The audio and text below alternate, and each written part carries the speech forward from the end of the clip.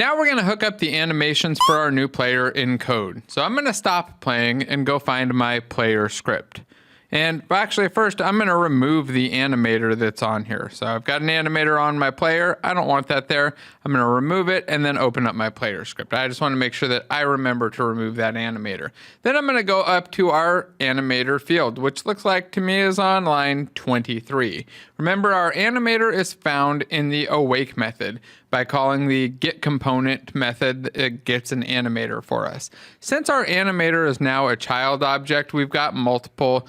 Well, we have an issue. First, that our animator is not going to be found. And we have two options for how we can assign this animator. We can either call the getComponentInChild method, which will get the animator from our child or down our hierarchy, or we could assign the animator with a serialized reference.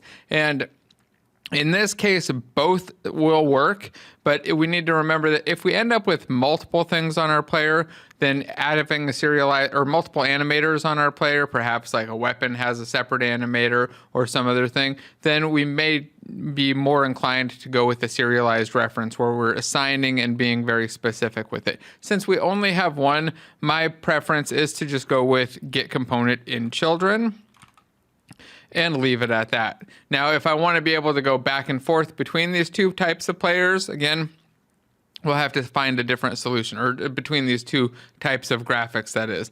But since I don't want that, I just want to be able to get that one animator, this change will do it. That'll get me my animator from the child component. Now I need to go down to the part where we're updating our animator, which is actually in a method named updateSprite.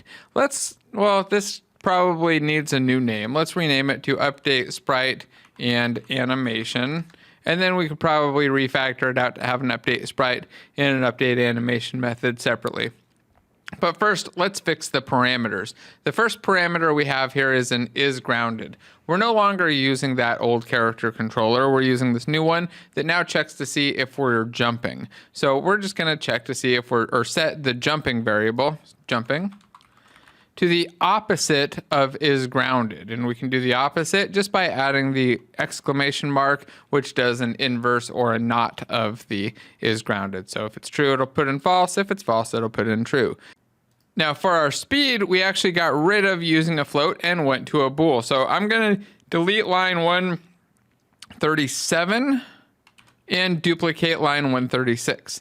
We'll name the parameter move. Did I name it move or moving? Let's go take a double check. I need to make sure that I've got the correct name in there. Move, jump, and duck. I've got to singularize these and get rid of that ing.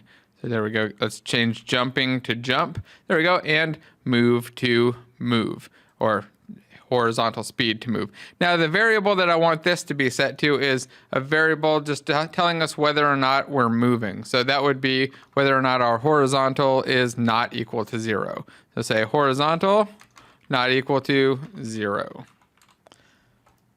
All right, let's go try that out. So jump back into Unity, and it should be true moving if our horizontal is less than 0 or greater than 0. Should be false by default. Looks like it is. If I jump, it goes into that jump animation. We don't do the blend yet, but the jump animation seems to be happening. And if I walk, we get some animation. And I stop walking. Well, we still keep getting animation. Let's see how long it animates for.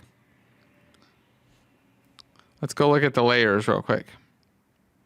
Go look at our mobility layer, go up one level. We can see that we're in run. Oh, there we go. And we went back to idle. Let's look at the parameters here. So our move parameter, I start moving and we're still moving even though my horizontal shouldn't be moving. I'm not actually pressing the button to move. Let's take a look at what's going on there. If I go look at my player and I go to my properties and then I go into debug mode here,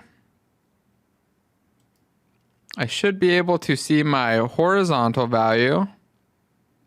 Where is that at? Right here, it's at 0. Let's start moving and then watch the value.